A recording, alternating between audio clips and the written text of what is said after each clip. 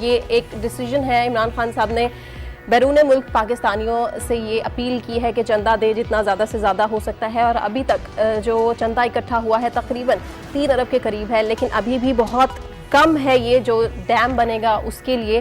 تو عمران خان صاحب کا جو 300 کنال پر مشتمل بنی گالا کی رہائش گاہ ہے اس کا کچھ حصہ تو بیچ سکتا ہے نا, کیونکہ اوبویسلی وہ بھی کوئی اتنی کم قیمت پہ تو بکنے والی نہیں ہے. اوبویسلی اس کی بھی بہت اچھی خاصی قیمت ہے, تو بہت اچھا انیشیٹو ہوگا عمران خان کا کہ عمران خان صاحب ایسے کرتے ہیں. سوشل میڈیا پہ یہ بحث چل رہی ہے.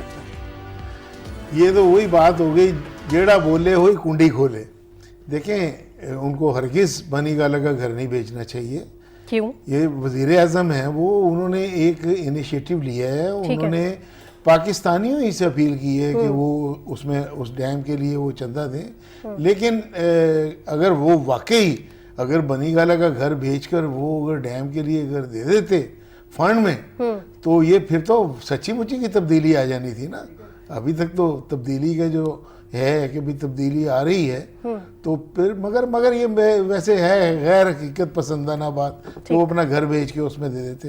ہاں ان کو یہ چاہیے کہ یہ بڑا اچھا کام ہے, اس اچھے کام کو نعرے بازی کی نظر نہ کریں, سیاسی مفاد کی نظر نہ کریں, اور اس کو سنجیدگی کے ساتھ اس کام کو کیا جائے.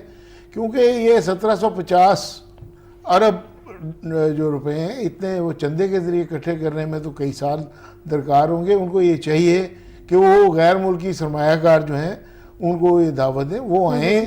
کیونکہ اب تو دیکھیں یہ جو بھاشا ڈیم ہے, اس منصوبے کا آغاز جو ہے وہ اس کا پہلا جو افتتاح تھا وہ پرویز مشرف صاحب نے کیا تھا, جنرل پرویز مشرف صاحب نے. وہ لیکن ان کا جو تھا کام وہ کاغذی کارروائی تک رہا. اس کے بعد یوسف رضا گیلانی آئے وزیر اعظم, تو انہوں نے اس کی زمین جو دیکھیں جو زمین ڈوب جانی ہے, جن لوگوں کی وہاں پہ گھر ہیں وہاں پہ سارا, ان کو قیمت کی ادائیگی کرنی ہے. اس کے لیے انہوں نے کام کا آغاز کیا, لیکن وہ بھی اس کام کو سر انجام نہ دے سکے پوری طرح. اور پھر یہ